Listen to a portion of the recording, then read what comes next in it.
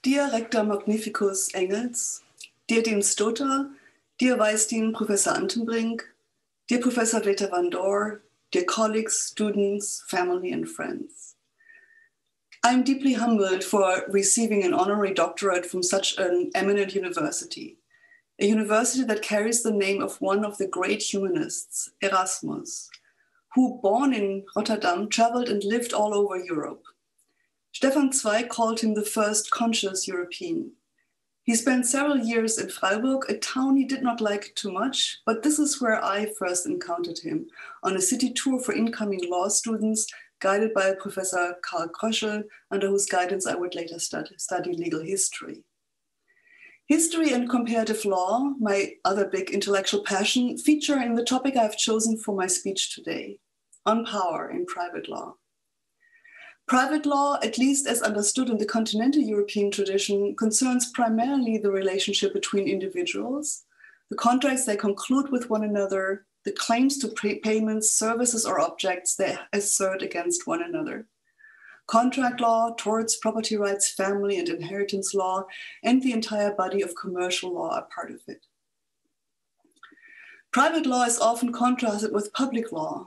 In this pairing, private law comes across as natural, empowering, freedom enhancing, whereas public law is characterized as vertical rather than horizontal, made, not grown, and imbued with the omnipresent threat of arbitrary power. In the Anglo-Saxon or common law tradition, the line between public and private law may be less pronounced as a matter of legal doctrine or the organization of the court system. Yet in political and legal discourse, it is just as virulent. The regulatory state has been constantly under attack for infringing private property rights in free markets, and not only since the times of Margaret Thatcher or Ronald Reagan. In the US, legal scholars have written book-length treatises arguing that the entire body of administrative law is unconstitutional. The debate feeds into questions of federalism, where originalists in particular tend to give deference to state-based private law over federal regulatory law. And in the ongoing Brexit saga, the Leavers have revised a centuries-old sentiment about the common law as quintessentially English, in contrast to the top-down regulatory approach of the EU bureaucracy in Brussels. Substituting Brussels with Rome and the EU with the Pope brings us back into the early 16th century, when the common law successfully parried the Catholic Church's canon law and asserted its own dominance in England. It is at this very moment that the King's Courts, the King's Bench, the Common Pleas, and the Exchequer began to centralize juridical power in their own hand. As is so often the case, rhetoric is not always aligned with facts. It ornates and at times disguises them. The common custom of the realm was, in fact, a double-edged sword, as Stephanie Elsky noted in a brilliant essay about Thomas More, and his famous Utopia, which was published in 1515, and its imbrication with Erasmus's compilation and interpretation of proverbs or commonplaces, the adages of 1508. Erasmus and More knew each other and were well acquainted with each other's work. Each drew on, played with, and offered witty and at times sarcastic critiques of the other's ideas. Professor Elsky argues that More's depiction of the common law in his Utopia should be read as a critique of the common law as well as of Erasmus's codification of proverbs. Just like the common law, proverbs emerge from practice and are heralded to reflect widespread consent. Unwritten and therefore alive only if and when actually spoken by many, commonplaces reflect the nature of a people. In short, commonplaces have much in common with the common law. Both emerge from actual practice or custom, and yet their elevation to something more, to an authoritative compilation, or to their recognition as binding legal precedent, requires something else. Someone has to make a judgment call as to which commonplace is worthy of codification, or which custom shall achieve the power of law. There is indeed something contradictory in the notion of a common law. By turning a practice into law, it becomes binding, and not only for the people who had lived under that custom all along, and not even only against a transgressor, but for everyone in the realm of, and possibly even beyond the borders of the newly anointed common law. For the power of law lies in the ability to extend binding commitments from some to the many. This works because private law, just as public law, ultimately derives from the state. It is just another way of institutionalizing the centralized means of coercion. In Utopia, Thomas More describes a commonwealth of people living together without many laws. They have but few laws, and such is their constitution that they need not many. They very much condemn other nations whose laws, together with the commentaries on them, swell up to so many volumes.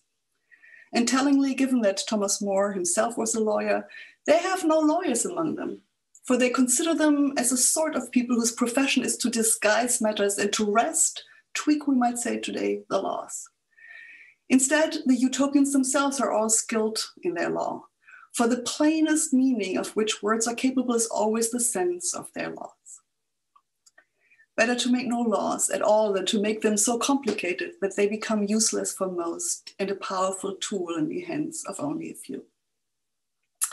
As much as the utopians cherish their own common law, they have little patience for the common law of other nations, whom they colonize once they discover that they have more soil than they can well cultivate. The inhabitants of these colonies might voluntarily submit to the laws of the colonizers, bringing about thereby a happiness to both nations. If, however, the natives refuse to conform themselves to their laws, they, that is the utopians, drive them out of those bounds and use force if necessary. For the utopians, the common law is idealized as rules that are simple and easy, almost natural to follow.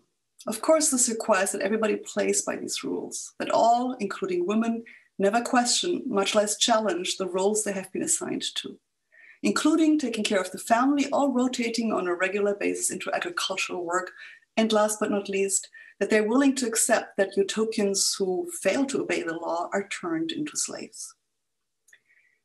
It is only vis-à-vis outsiders that the common law reveals its true nature. Peoples who do not behave like the utopians, who fail to exploit the land, monetize it, we would say today, are colonized and subjected to the rules of utopia, if necessary by force. The quest by these people for self-rule is denied, no questions asked. Half a millennium later, we are actually living More's only weakly disguised critique of the common law, or more broadly of private law. We have grown accustomed to being governed in our daily economic interactions by contracts we don't have time to read and hardly understand. We sign almost blindly the hundreds of pages of loan contracts and assign mortgages without knowing to whom the rights they entail will be transferred tomorrow. We click agree whenever we wish to access a new digital platform. Even when given the opportunity to customize the data that will be collected about us, we rarely do so. Who will monitor or dispute the infringements that undoubtedly will occur? Who has the time? Who has the resources? We have contracted ourselves into a bind. Thomas More's Utopia makes such a compelling reading today also because we are rehashing the same debate almost verbatim in our digital age. The digital coders claim freedom in self-governance, even as they are entangling the rest of us in ever more complex sets of digital commands over which we have no control. They subject us to surveillance techniques that make a mockery, even of the little free choice that was left in our mass consumer society with its standardized contracts that are effectively non-negotiable, take it or leave it options. Attempts to constrain the coders' powers are decried as infringements on their freedom. Their ingenuity and intrusions by legislatures, the representatives of the people, are maligned as acts of state power that will inhibit progress and prosperity, an argument that sounds eerily familiar to the justification for taking the land from the natives. They failed to cultivate it.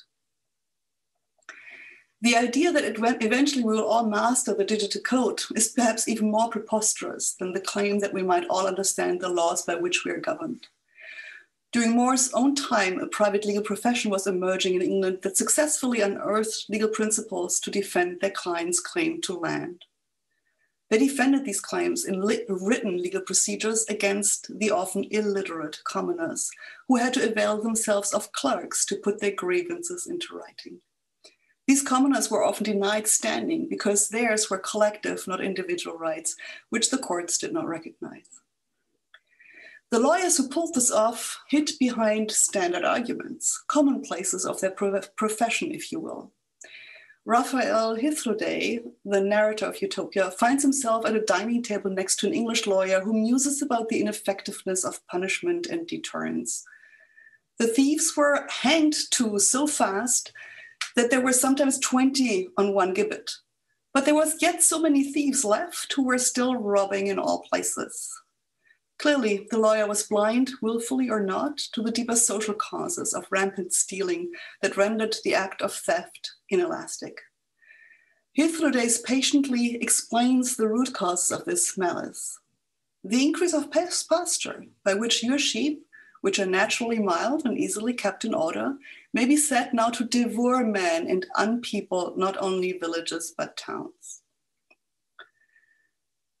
The attractiveness of the legal code back then, or the digital code today, lies in the fact that a massive redistribution of resources and power can take place without physical violence, peacefully, and in the digital world, even without anybody noticing it before the battle has been won by the other side. As Frank Upham, a colleague at NYU Law School, put it in his recent book, The Property Fallacy, the legal enclosure of land, and I quote, enabled English society to eat its cake and have it too, to retain its sense of the sanctity of property while enjoying the rapid economic growth made possible by the destruction of the property rights of its weakest members. Add to the sanctity of property rights the sanctity of free speech, which has been extended by courts in the United States to the commercial realm, and you have the perfect ideational shield for destroying the free, autonomous individual, a product of the humanist age to which both More and Erasmus belonged.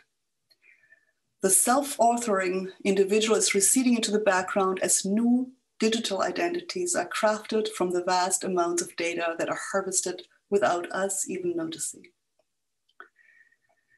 Neither the enclosure of land back then in England or in the colonies, nor the digital enclosure today are, however, entirely unilateral impositions. Power is a social resource. A single person can hold only so many people at gunpoint and only for so long, as Hannah Arendt remarked. The sustained exercise of authority in expansive heterogeneous society has been made possible by the delegation of power, including the power to self-help, to institutions that exercise this power in the name of the community, buttressed by normative appeals to justice. The modern nation state has become virtually synonymous with the organization of power and violence at a national scale. In Max Weber's famous dictum, the modern nation state is the centralization of the means of coercion. In fact, the centralized powers of the states are often employed in a highly decentralized fashion by private actors who use the tools of private, yet state-backed legal norms to maximize their own interest. And contrary to Adam Smith's notion of the invisible hand, often at the expense of others or the common good. As More reminds us in his Utopia, the gains of some are often mirrored by the losses of others. And once the former have attained freedom, they only too often ignore similar quests by others. Whereas the legal code is derivative of state power, after all, without state backing, contracts are empty promises, and property rights would have to be protected by private armies, not courts. The digital code can scale without much of a help from the state. The major constraint for reaching millions, if not billions, of users around the globe is territory, not technology. Of course, data have an enormous physical footprint, but digital power wielders can and do select carefully, with the help of their lawyers no less, where they can set foot without compromising their autonomy. The late sociologist Charles Tilly, who taught at Columbia University for many years, has likened the process of state building in early modern Europe to war-making and organized crime. In his account, mechanisms that constrained the powers of the thugs that had gained too much control evolved as these thugs became dependent on allies and coalitions, and in return needed to cede control. This is when new ideas about the separation of the private from the public arose, the division of governmental power into legislature, executive, and judiciary, and ultimately constitutional democracies were born. These systems configured in public law have accomplished much in taming public power. We have yet to learn how to effectively tame private power, including private power that derives from the state itself. For this, we need another utopia, one that does not only foretell where we might go wrong, but a utopia that offers a viable alternative. This is the task before us.